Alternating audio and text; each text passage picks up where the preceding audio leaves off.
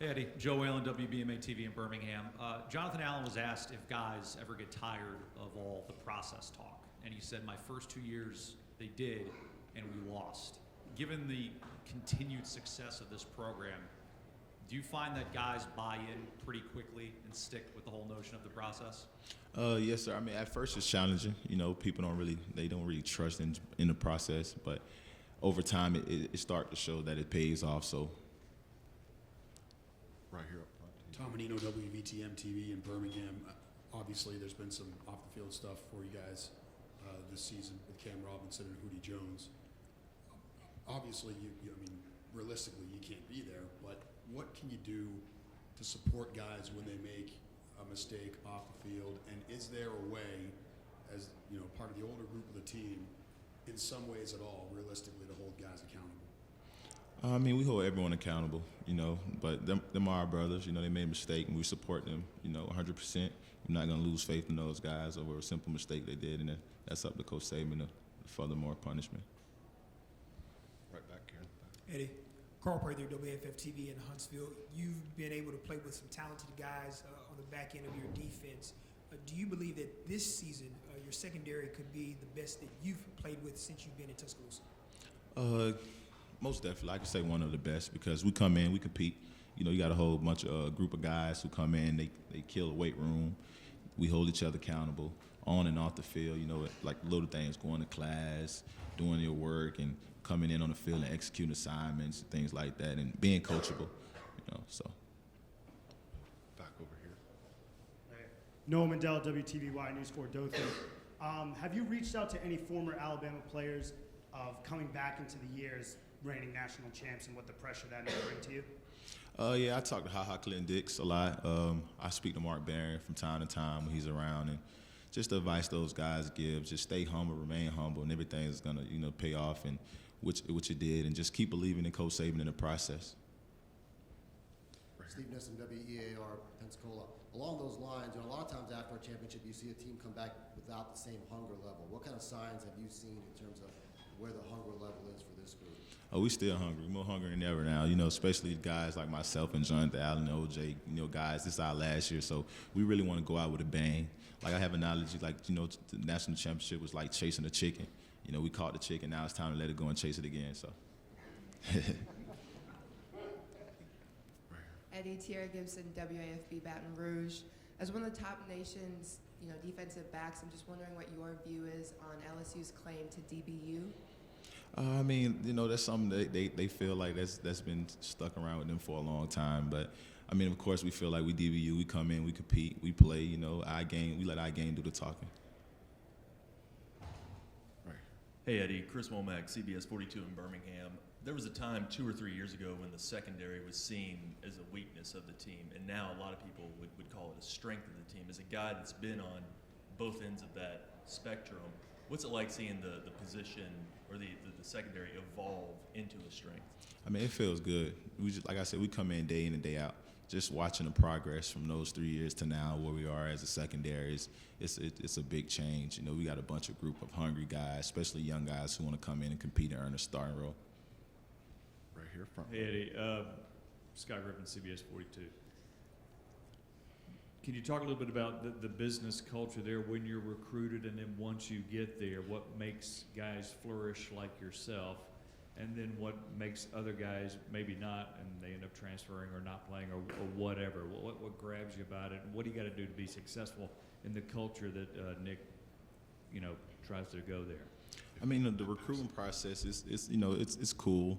They're gonna tell you things, and then when you get there, it's time for business. Now you're not a recruit no more. You're here, so everything is a business. You have the mental toughness, the physical toughness, and some guys just lose the mental toughness part of it, and they just get all frustrated and feel like they can't do it anymore. They want to transfer because they feel like it's too hard or something like that.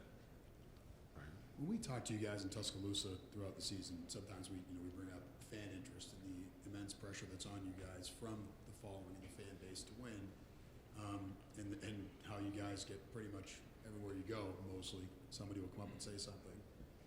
What went through your mind when you saw the lobby this morning and kind of all the stuff that happened there? And is that kind of the epitome of the fan interest that you guys have to deal with, I would assume, close to all the time? Yeah, I mean, you get used to it. But one thing about it, we love our fans. You know, without them, this wouldn't be possible. You know, they support us in every decision we do. Even if we do something wrong, our fans stick behind us. So we love our fans. Jacques Doucet, WAFB TV in Baton Rouge. Last year, you guys did an amazing job shutting down Leonard Fournette. Did you just know what was coming as far as their plays and everything, and were you kind of just daring them to throw the football a little bit? I mean, we had a game plan, so we knew if we went out and executed, we would come out on top, and which we did, and we came on with the victory. And Leonard's a great running back. He was a tough guy to stop, but we got the job done. Eddie, I asked OJ if this is the best receiving core that Alabama's ever had. He wouldn't bite on it, but you're going against them. Guys like OJ, Calvin Ridley, Darius Stewart. Would you say this is the best receiving core Alabama's had? If not ever, at least in a while. Because you've always been known for the running game. I mean, this is one of the best receiving cores Alabama has had, hands down. You know, we have guys that can stretch the field horizontally and vertically. I mean, fast guys with perfect routes and things like that. It's tough. Like, it's one of the best. Out of your quarterbacks, Cooper is the most experienced. What have you seen out of him in terms of his development? I can say the leadership role part. You know, he's really picking up on the leadership role, especially being an older guy, really helping the younger quarterbacks out. And when they make a mistake, he's going and coaching them up. And he's not bashing them. He's coaching them up in a brotherly way, like, all right, this is what you need to work on. This is what we can do better. So. Hey, Eddie, Lee Benson from KAGS in College Station, Texas. I know you were part of that Bama team a couple years ago that played against Oklahoma in the Sugar Bowl against Trevor Knight, and now he's at Texas A&M. I'm wondering if you've thought about getting another shot at playing against Trevor Knight this upcoming fall. I mean, we really haven't thought about it, really. We taking it one day at a time. You know, we want to get through the summer program first and then camp and then take it one game at a time. And when the Texas A&M game come up, we'll be ready. Eddie, some of the other guys on the team have talked about that it's the summer workouts that play a big part in keeping you guys hungry year after year, despite how often you win. What goes on in those summer workouts that fosters that type of a mentality? It's a grind. Everything's a grind. It gets you mental tough, physically tough. I mean, from the weight room, from the 6:30 runs, it just helps you build that structure that you need to be successful during the season.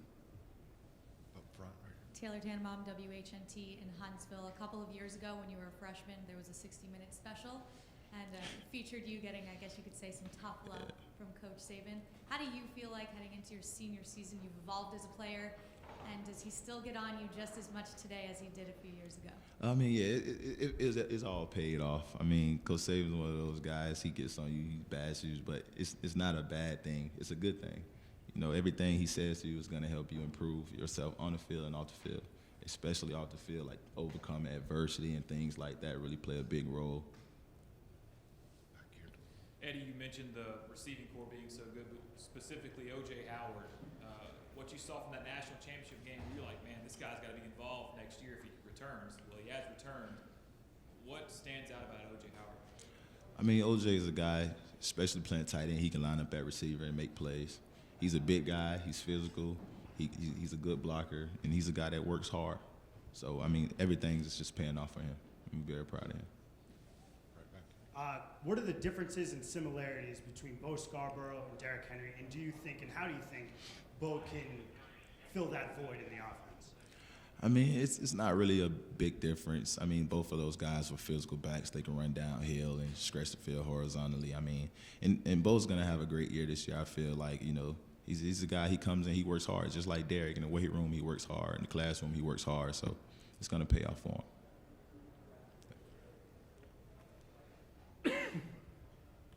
It feels like, at least this year, the guys who were kind of on the fence about the NFL, pretty much all, not all, but most, decided to come back. How much discussion was there between the guys who were making that decision at the time, and what do you think maybe specifically, was there anything in common that brought everybody back? It was a big discussion. One thing I think that really everyone agreed on to come back is we can help the team.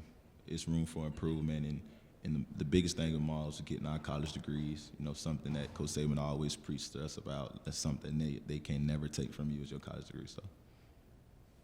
No Kirby Smart, no Mel Tucker this year. What's the transition been like with your new defensive coaches, and what do you feel like they bring that's different than your old coaches? I mean, they pretty much the same. You know, Coach Pruitt, like I say, he's a hands-on guy. He's going to come in, he's going to talk to you, he's going to tell you about the little things you don't do right and the things you do right. He's going to compliment you and just really just help you focus on the small details, you know, things that really improve your game, and also off the field, like going to class and holding each other accountable, being on time for class, turning your homework, things like that really help us a lot.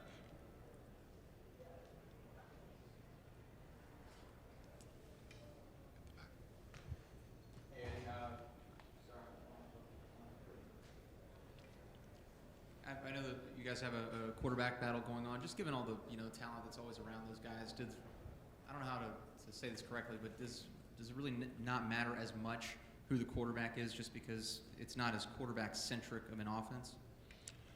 I mean, the quarterback plays a big role, you know, especially on our offense. The quarterback is like one of those guys. He's a leader, you know, he can put guys on his back when guys are down, help lift guys up and uplift spirits. So it's a big role.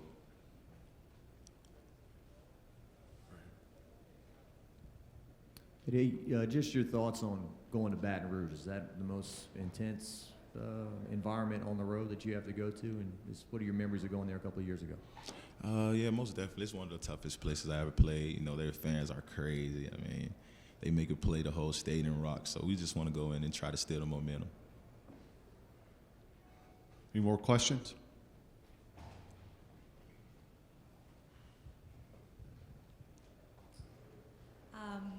Does the pursuit of perfection ever get exhausting, honestly? I mean, at times, but you know, everyone's not perfect, you know, so we're going to make mistakes. It's just, you can't continuously to make them over and over and over. You have to show that there's some room for improvement, or you improved in some type of way.